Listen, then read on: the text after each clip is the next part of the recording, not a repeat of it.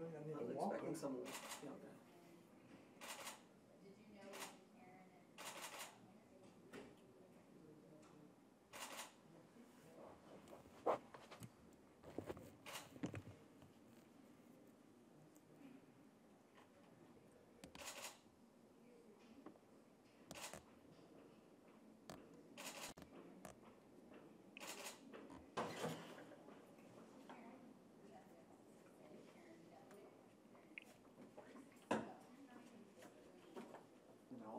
What truck?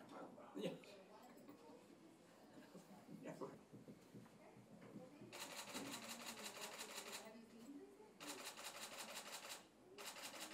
Get out of the way, lady. You want to stay there? No, just sit. Okay.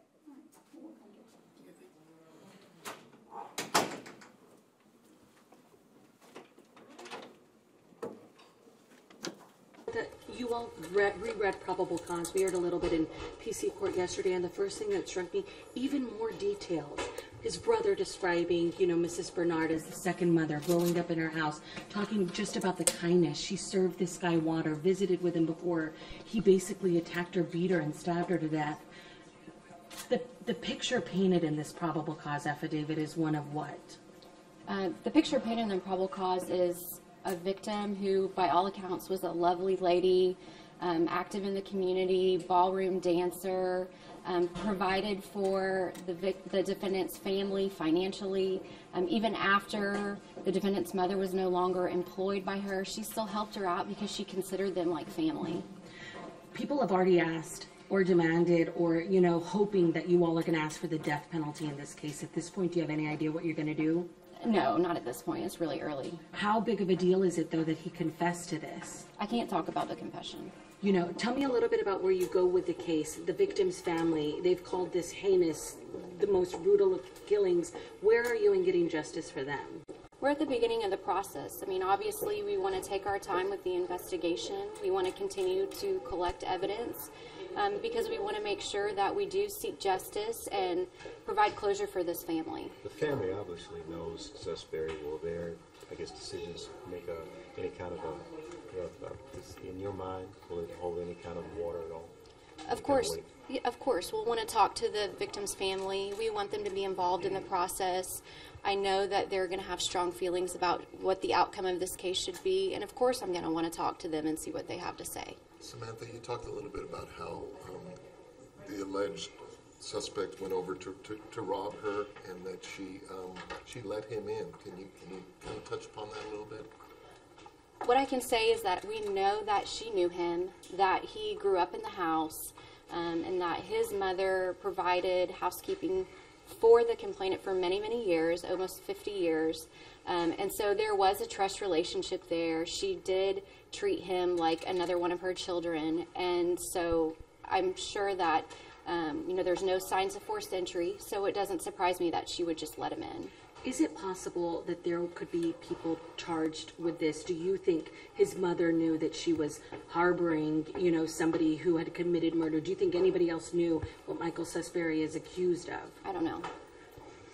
I mean, one of the first things I noticed when he walked into court, this man is 5'3".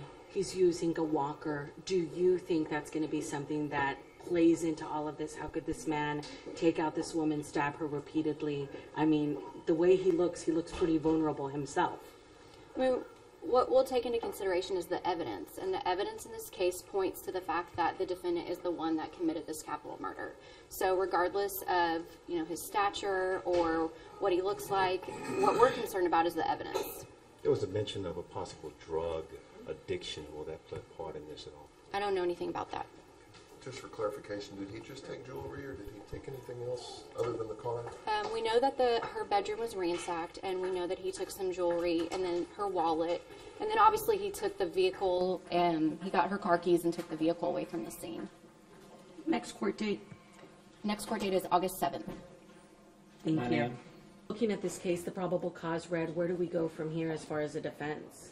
Well, we're on the docket for status August the 7th. I don't know if you had heard, but I had asked the prosecutor, listen, this guy comes wheeling in on a walker. He's 5'3". He's got a disabled Metro Pass.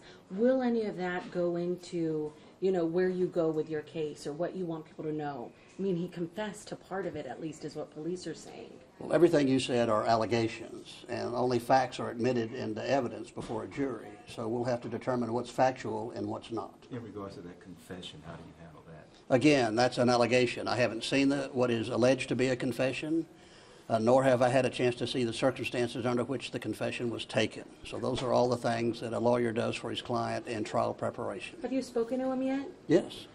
What's his demeanor like? What can you tell us? Well, I really can't talk about what he says or much about his demeanor. I just met him, so it's early to know or to form some kind of an impression. Yeah. Overall, though, the story, you have to have some reaction to this. A 79-year-old widowed woman found dead in her home. What do you want seen done in this case?